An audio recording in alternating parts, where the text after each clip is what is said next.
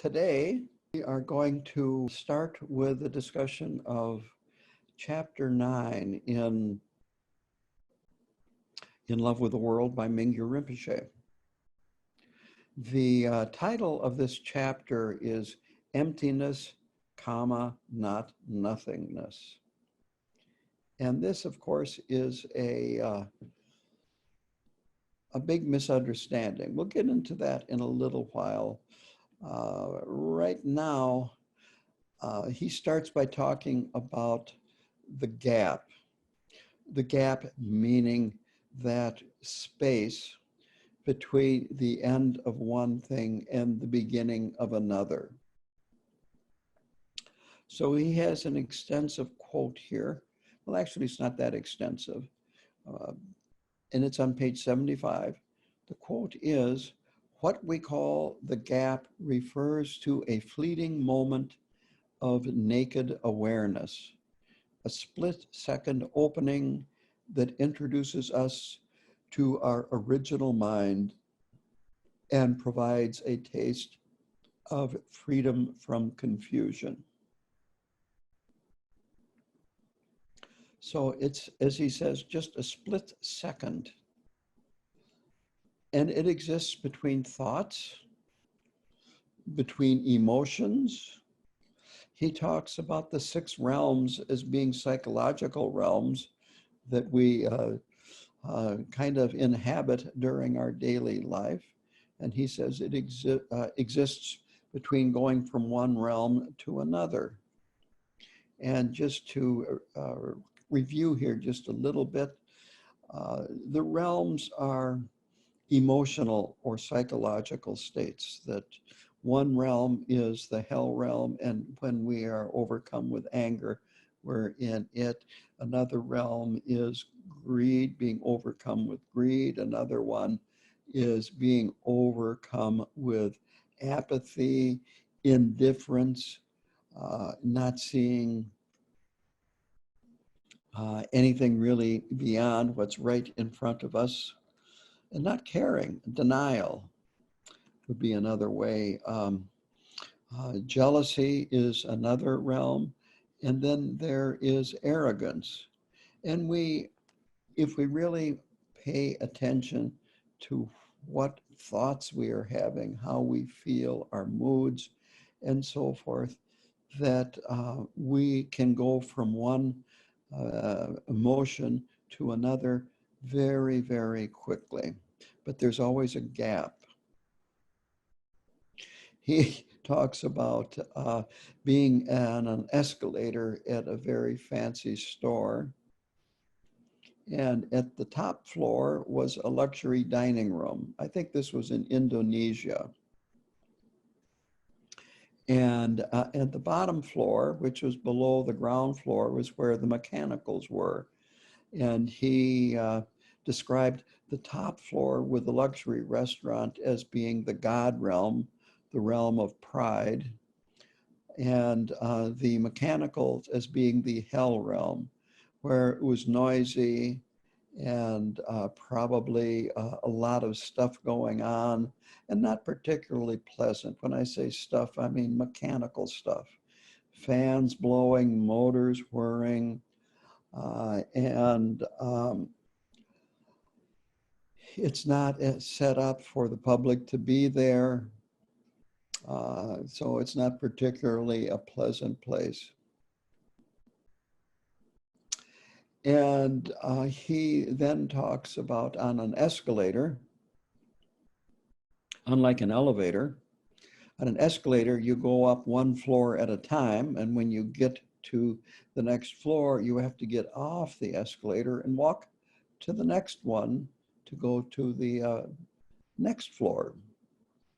And that getting off, he refers to as being a gap. And that is a good analogy, he feels, for what this gap is, this break between the end of one thing and the beginning of another. He then switches to the clouds and sun metaphor, which is a very standard metaphor. I'm not sure how long it's been around, but I wouldn't be surprised if it's been around. It came from India, could easily be around for 2,000 years or longer. And so clouds are, in this metaphor, the normal content of an undisciplined mind. It's that monkey mind. Again, thoughts, moods, emotions, attitudes, all kinds of things that are there that are keeping us from experiencing this natural state of mind. Here is another quote here, describes it as, quote, the endless muttering about our days, our meals, our schedules, ailments, our past, problems, our projections. End quote. And we can add to that, since past is on that list, I would say it's we better add future, because we're speculating about the future constantly, making plans, worrying about what will happen in the future. And he says it contains our psychological history, our social conditioning, our moods, and all sorts of other things. He says the gap is welcome relief, and that when we're meditating, we actually have that possibility of experiencing the gap. And the sun, of course, is that natural mind, unborn mind. He uses, in that first quote that I gave, he uses the term original mind.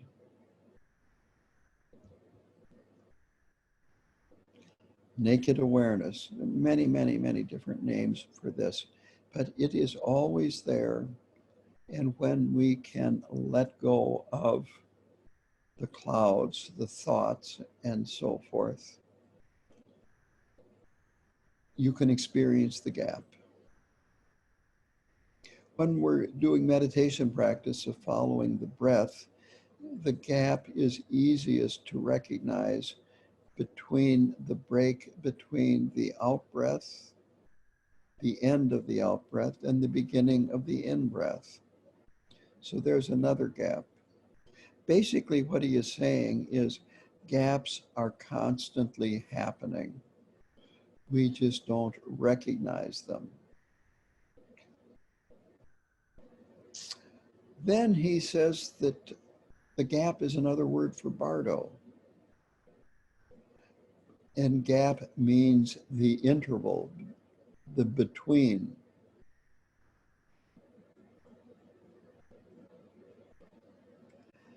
And he says that in our daily lives, if we don't get stuck in a particular realm, meaning on a particular emotion, or attached to one of our many identities,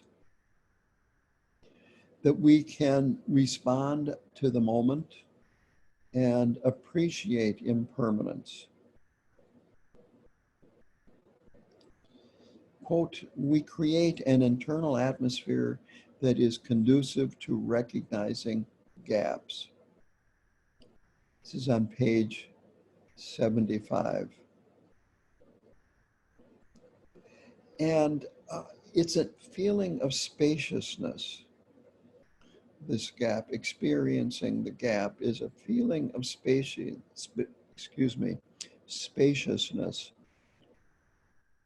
It could be called an aerial view, a bigger picture. So it isn't that everything disappears when you are experiencing the gap, but you are realizing there is much more going on than whatever is going through your monkey mind.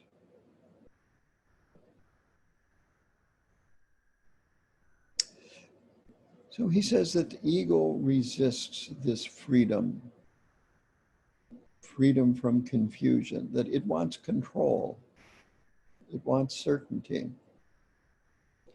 And he even uses the phrase, tyranny of the grasping ego.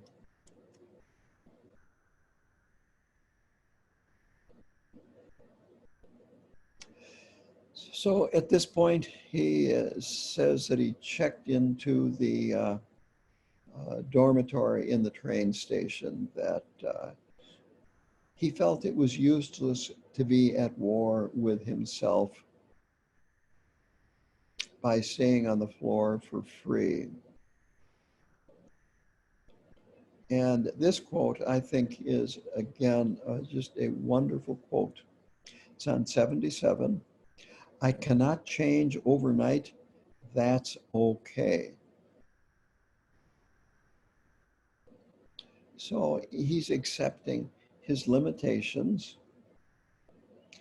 On the other hand, he doesn't get stuck and just continually, night after night after night, sleep in the dormitory at the train station. But little by little, he is working with letting go of various things, and that's where the book continues.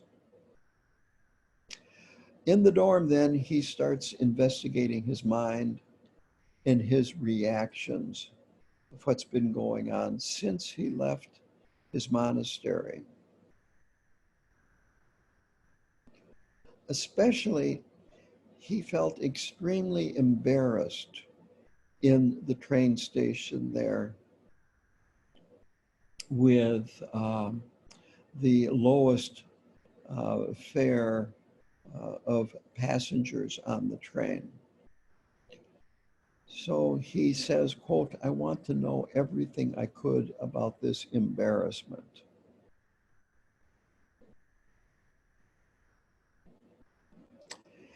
And this is a really important point. This is another quote. And he goes into this again in some of the upcoming chapters. The quote is, for an emotion to transform, it needs to become bigger than usual, clearer, more visible.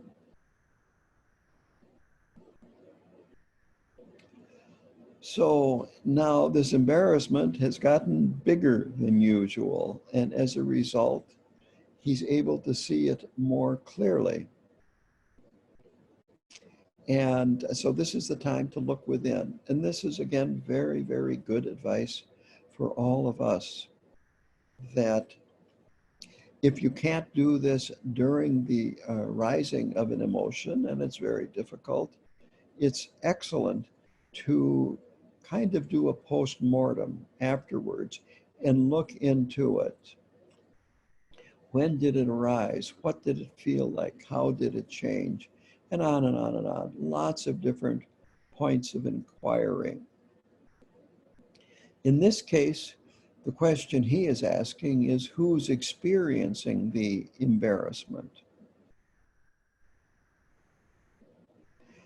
And he goes into then the story of this monk, Nagasena. This happens in India. This is not a Tibetan story. This is an Indian story.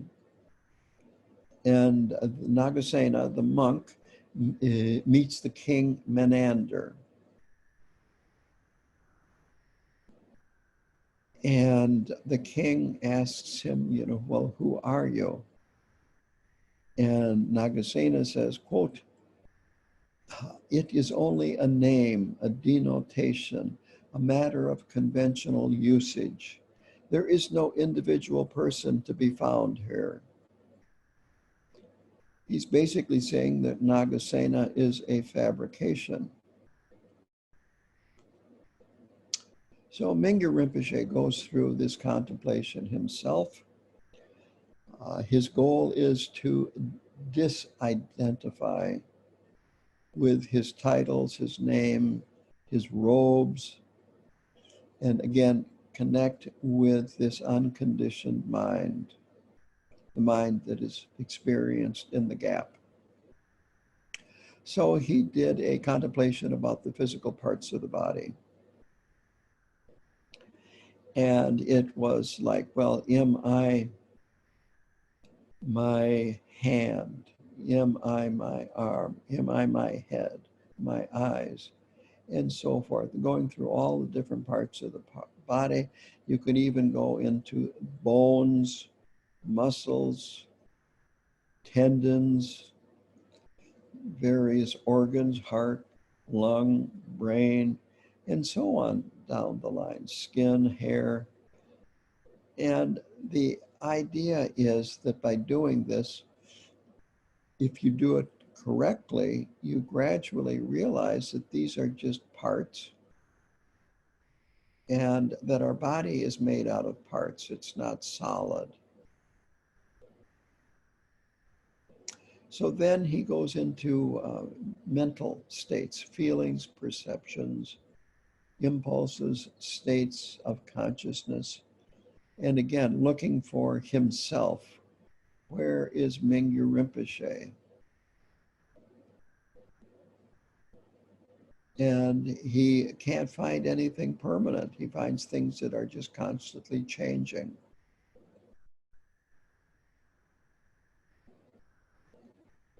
But he then says, yet they were pricking my feelings.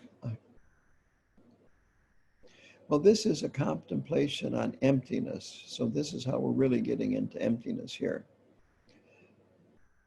On page 80, he says, quote, yet the empty force of the empty wave has the empty power to knock over a mind that is also essentially empty, but doesn't know it and is stuffed with ideas.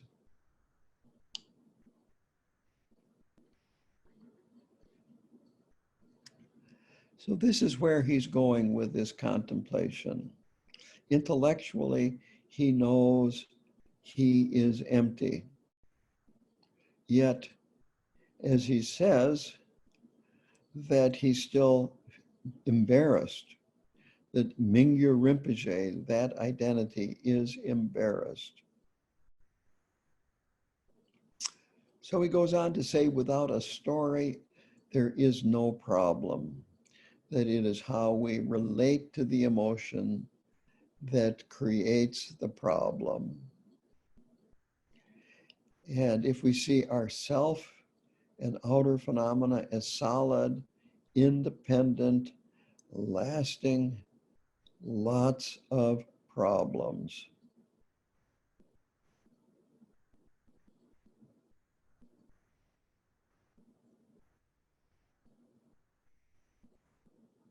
So he says that these emotional clouds, again, going back to the metaphor of the clouds and the sun, that we hold on to them and they become stuck. And what is temporary is no longer temporary. And that this is the cause of suffering. This is the reason why we do not experience emptiness, is that we are holding on to what is temporary.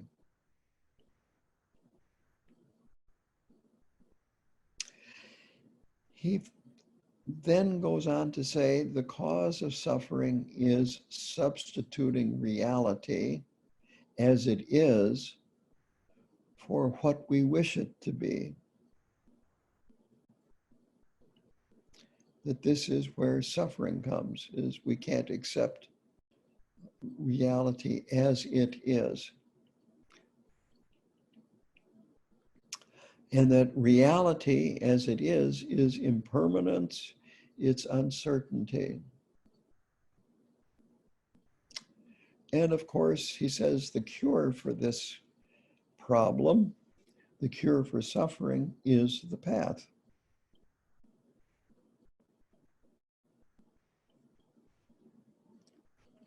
And he finishes up the chapter by saying that until you see impermanence and uncertainty in yourself, the cure will not be accepted.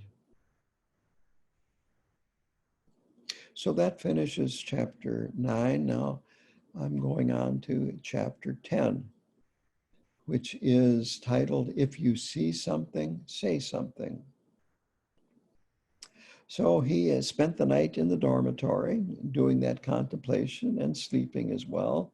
He returns to the stone floor in the Varanasi railway station. This will be his home for the next few days. He still has plenty of aversion, but it is weaker than it was the day before. And he's hungry, so he gets tea and food from 2 different food stands, buys some bottled water. And he mentions that these are very ordinary activities, but on the other hand, he feels everybody is looking at him with suspicion. And that's where the chapter title comes, that he saw this sign in a New York bus station. You also see it in airports. So he feels that he looks suspicious. He feels suspicious, a funny, questionable, suspicious being. So he does a contemplation about the similarities between life in New York City and Varanasi. And he sees the connection being impermanence, that physical change, constantly visiting different afflictive emotions, that he came up with a long list of transitory phenomena. So again, he sums this up by kind of repeating what he said in the last chapter, which is that resistance to change puts us at odds with reality and creates unceasing dissatisfaction.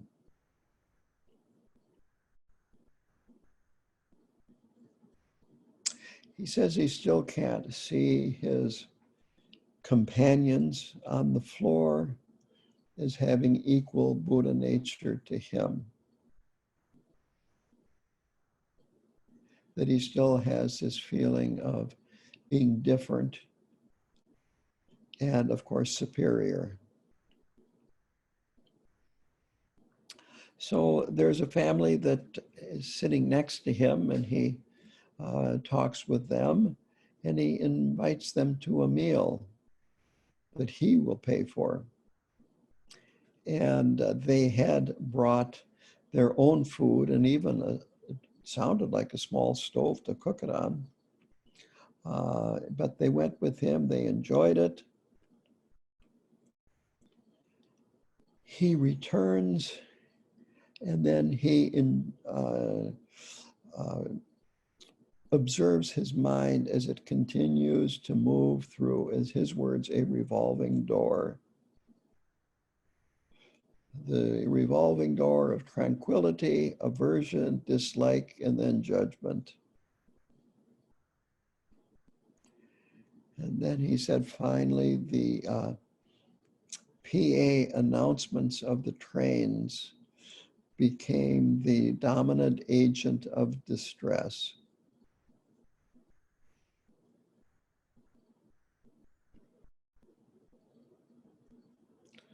And again, it was going through the aversion, dislike, and then judgment about the sound that got him to that place of focusing in on these loud, jarring noise that he didn't like.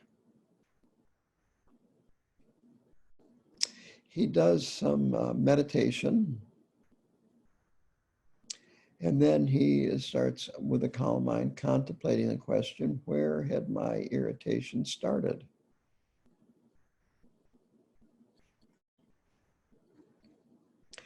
He knew that he couldn't just say, well, it started when I left the monastery. that that was too simple.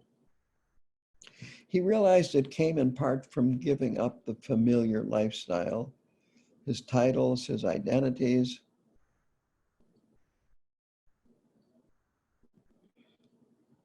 That they were really nothing but ideas, but they were more difficult to discard than he had foreseen. That he just couldn't will, through willpower, let go of them, will himself to let go. And then he goes into talking about becoming targets. He says the more rigid, the bigger the target we make ourselves. Our quote, our misperceptions turn us into targets. The intensity of the dislike that he saw meant that he was misperceiving himself. This is where this suffering was coming from. And that was a question that he was asking, where had my irritation started?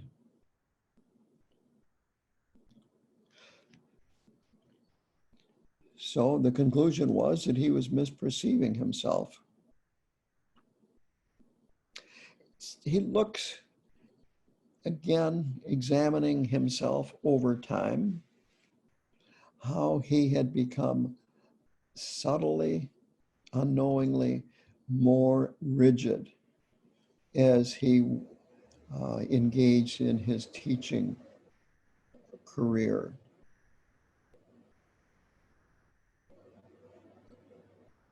This helps him let go of the anger and resentment. He said that seeing this and then letting go of it a little bit felt like, quote, a toxic boil burst. And then the healing started. He finishes up this chapter with saying that he misses his family and misses being cared for. Both the protection and the affection. And next to him is this family that he treated to lunch, and they are all sleeping, and the young children are using adults as pillows. So that's what he is seeing next to him. And this brings up this feeling of his family and missing them. He finishes up the chapter by saying, quote, I fought back tears. So he obviously felt this at a very different level, very deep level. So the next chapter is chapter 11, A Visit from Panic, comma, my old friend.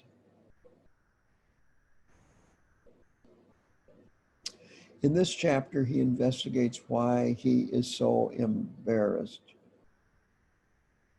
and why he is having panic rising up in his mind, like he did as a child.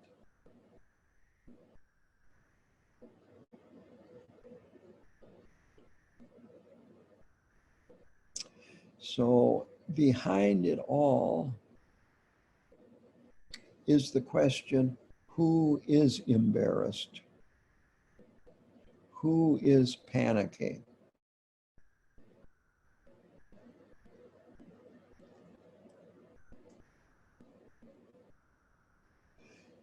So he realized that as he sat there on the floor next to this family that was sleeping, after about an hour or so, the panic set in.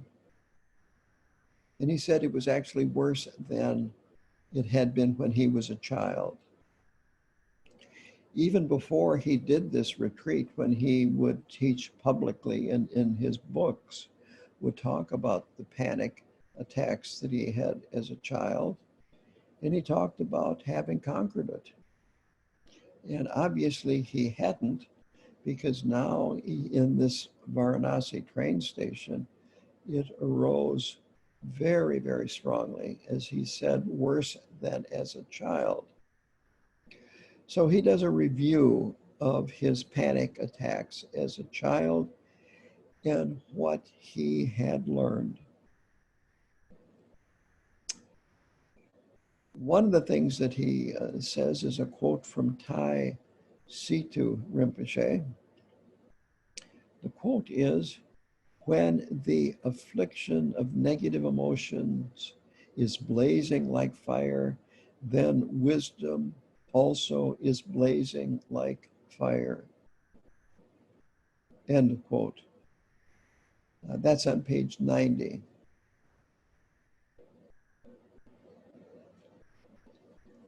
And what he was trying to point out to Mingyur Rinpoche is what is called co-emergent wisdom. That when the negative emotions arise, the stronger they are, the stronger our wisdom is. That actually these strong emotions, negative emotions, are nothing but confused wisdom.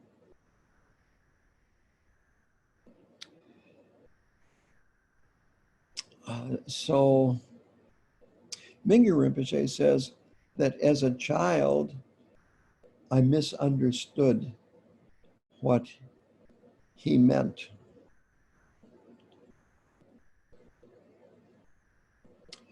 And what he thought he meant was that this wisdom that's also blazing like a fire has in it better skillful means to get rid of the panic.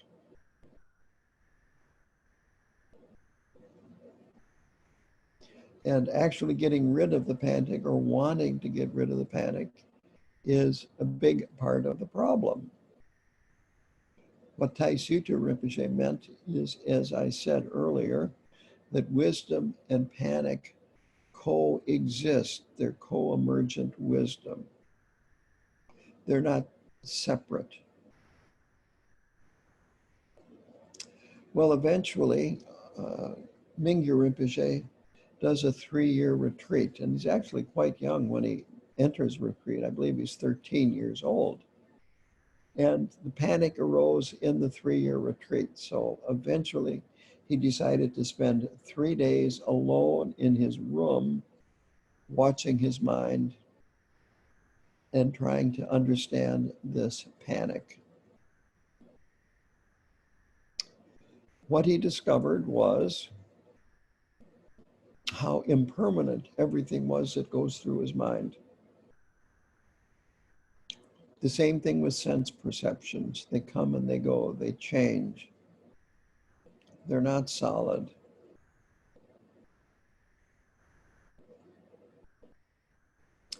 And he realized that he was still trying to push the panic away and pull himself in the opposite direction, away from the panic into happiness. And he kind of sums up that train of thought in the book by saying, I hadn't yet realized happiness doesn't reside in a problem-free life.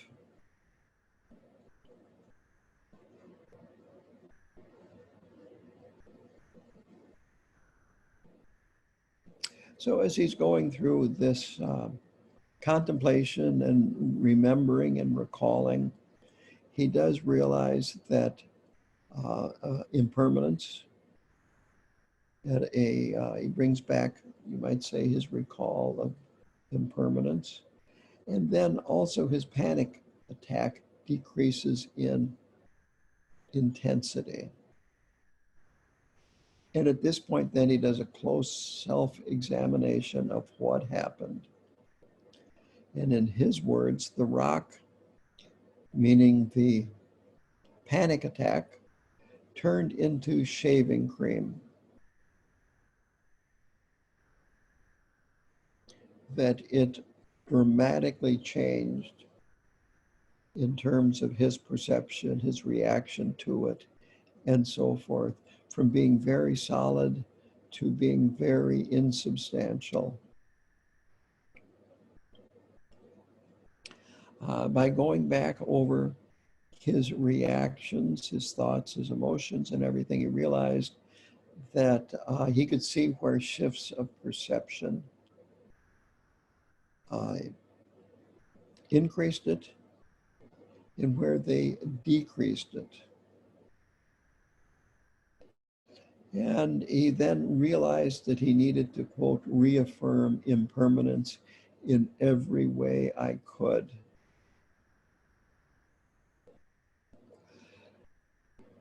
And this is a really good practice for all of us to do. And both examining things and then contemplating and observations on impermanence. So in his experience there in the train station, every object, every event became an opportunity for him to examine and confirm impermanence. And as he did this, eventually the panic became a temporary cloud, that it too changed.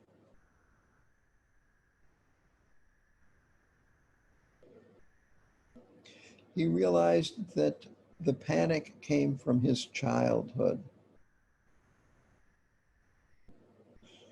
that he hadn't expected it. He had, I'm sure, felt that he had, you might say, gotten a handle on it and had the proper technique and the way to approach panic. But now that he had it, he welcomed it and welcomed the chance to work with it. I like to use the example, and many of you have heard this, the difference between manure and crap. When he was having the panic attack and it had overcome him, and it was extremely painful for him and frightening and so forth, that was crap, because you want to get away from it. But if we can look at these unpleasant things as being manure, we can examine more closely, as he did, and use it for growth to develop a deeper realization and understanding. So this is why he welcomed it and welcomed the chance to work with it now.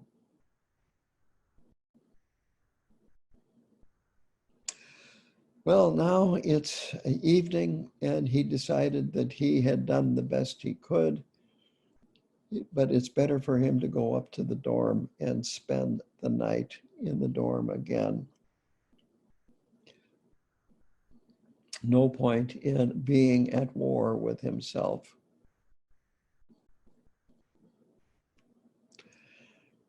He then goes into a contemplation and discussion of the difference between self and mere self, M-E-R-E. Self is defined by grasping. The mere self is, quote, the fully functioning I, cleansed of selfish concerns, and awakened self. I'll read that again. The fully functioning I, cleansed of selfish concerns, and awakened self. That when our minds are free of grasping, and in his words, merging our identities with external phenomena, that we recognize our original state. It's not under the control of ego. that this mere self works on our behalf in a, quote, healthy, constructive way.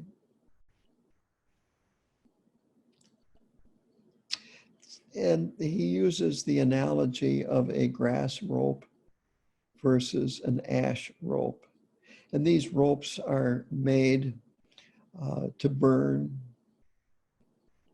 I think our experience, which is probably not seen an ash rope, seeing a grass rope burn and turn into ash, we've seen incense sticks, where when they are done burning, you still have the shape of the stick, but it's just ash. And if you touch them, it just crumbles. The idea is the grass rope or the unburned incense stick is this self that is defined by grasping. We feel that it is solid and so forth. But the ash it has the same shape, but the grass is illusory. The grass rope is illusory. It just looks that way. On 96, well, before I read that, I'll go into this a little bit more. The idea is that we can let go of these clouds in our minds that are full of selfish concerns and ego and so forth,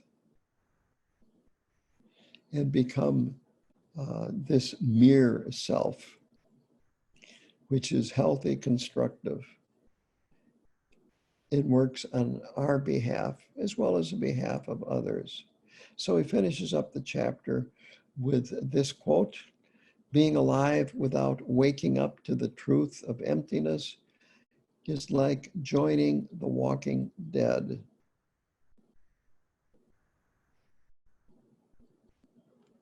So that goes back to the title of this chapter on emptiness, but it's not empty. It's not an emptiness that is void. Actually, that's the topic of the previous chapter, excuse me. Well, he ends the chapter by saying, "I feel like I'm in between, having a self and a mere self."